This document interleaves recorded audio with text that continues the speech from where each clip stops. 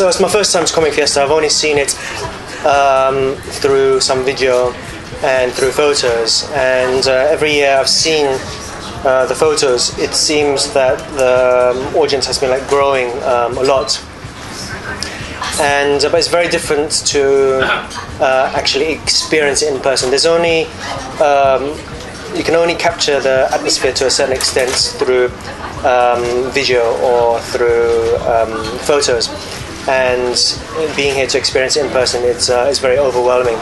So there's much more people than I ever expected, and it's been fantastic so far. So specific to a Malaysian market. So Mirai, she sells durian part-time. Is that specific? Is that specific? So actually,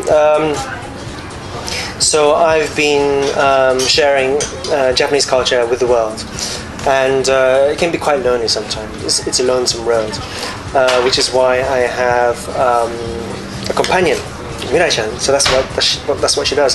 She helps me spread Japanese culture throughout the world. And by doing so, that brings together lots of different people who, they've never even met each other. And it's not only spreading Japanese culture, but it also enables me to feature lots of culture from around the world as well. So by being here at Comic Fiesta, I've got lots of photos. I tell the rest of the world about Comic Fiesta, and then people would come over, just like I've done with other events. So where's the last event? AFA Singapore. There's just so many foreigners there, and it's been really great. I think Mirai's purpose in life is to make people happy. And I think there's lots of lonely boys out there who I care about their health, and I think it's good to be healthy. So I think if Mirai-chan can help people be healthy, that's absolutely fine with me. Yeah, I think I obviously started off liking anime. But because I've been doing so many different things, it's been difficult to sit down and watch anime. But what I find is that when I'm working on stage, doing MCing, when there's a producer comes along or director and they've got a particular show, if I haven't watched that show, it makes my work very difficult. So part of my job is to actually watch anime. And so you may notice on my website I've been featuring lots of anime lately. So just before Chunibyo came out, just featured Chunibyo. Actually, if you do a search for Chunibyo, Google image search, it's probably one of the top images, which is great. So I do try to watch some anime sometime. I do like Girls und Panzer. What's that? That's really nice. Lots of cute girls. Animation is really good. It's really cool. So to answer your question, so I don't do what I do to make money. I buy the lottery. My wife and we buy the lottery sometimes, and we've said that even if we won the lottery, it wouldn't change anything that we do. So basically, started off writing about Japanese pop culture because I love pop culture, and I still do. So watch anime, play games. At the moment, I'm playing The Third Birthday by Square Enix. So that came out last year, and cleared it once, and I'm playing it again on the PS Vita because it's got a bigger screen. It feels like a different game. It's a really cool game, and I love these little ladies as well. So I think it's very important for people who love and enjoy something to share it with others, which brings joy to other people. It helps other people discover new content which they may enjoy and like, and helps you meet lots of other people as well. So I do know that there are many organizations out there who do it just for the money. They know there's a user base out there. They try to bring out products. They try to do things to get a load of users. That may be fine for them, but it's not really the way I do things. So to answer your question, I don't think that because I still enjoy this culture, I think I'll be doing it for as long as I'm alive, really. So I don't, because what I do covers such a wide area. There's so many different things that I am doing and I want to do in the future. So for example, I've just started this apparel, this line of apparel this year. It seems to be going quite well. We'll be doing some anime licenses as well, and some doll manufacture as well, which is a huge challenge. So there's many different things which I will continue to be doing in this field. So Culture Japan Season 2 was broadcast on 8TV, and that was a couple of months ago. So that's the whole of the Season 2. And I met up with them a couple of days ago to talk about further possibilities of like new TV shows. Some of my existing content, maybe Japan Mode, which is being broadcast on Star World, and maybe some exclusive 8TV shows as well. And I was on one of their shows called The Quickie the other day, which was quite interesting. So definitely want to explore possibilities with them to create more content for the Malaysian market. So I think so. This year I brought Good Smile Company and Bushy Road, and just by bringing those folks over, one of the this may sound a bit what's the word? Yarashi. How do you say Yarashi in English? How do you say Yarashi in English? It may sound a bit blatant, but in order to sustain the anime business, it is about cash flow. How much money is like going into the anime business, basically, which enables these companies to continue to operate, which enables them to like bring more content to everyone.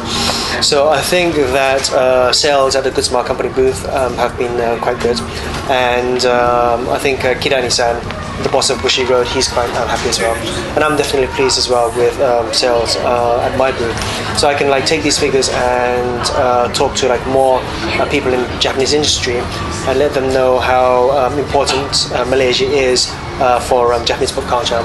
And then through that, I think there will be like more attention placed on this region, which could generate more content, could generate more jobs and more opportunities. And so to answer your question, I think it would be much more easy to like bring back more guests next year. So Mirai Millennium, even though the girls look kind of like more and cute, it's not going to be one of anime which you just forget about next year. So there's many titles. If you think about like last year anime titles, there's many titles that just came and went. And I want Mirai Millennium to be something which lasts, stands the sands of time, like Cowboy Bebop or Battle of the East, Ghost in the Shell, which all happen to be written by a certain person, where we just have to have a meeting.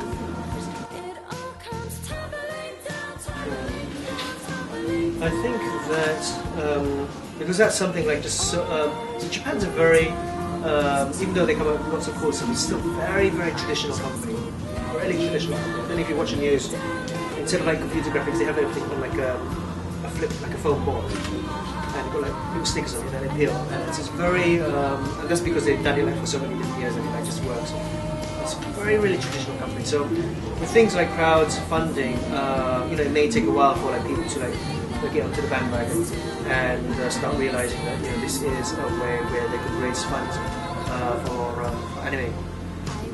So for me, for example, I definitely like place money on things which I'm interested in. So I want them to make a PS Vita version of a Super Famicom game called Axelay, which came out 25 years ago. And so I'll definitely put money down for something like that, and I'll still buy the game when it came out. So I think there's lots of folks out there who do want to support the anime industry and do want to contribute to something that they would like to see. So I think it's going to take a bit of time. I think that for some reason or another, my Facebook.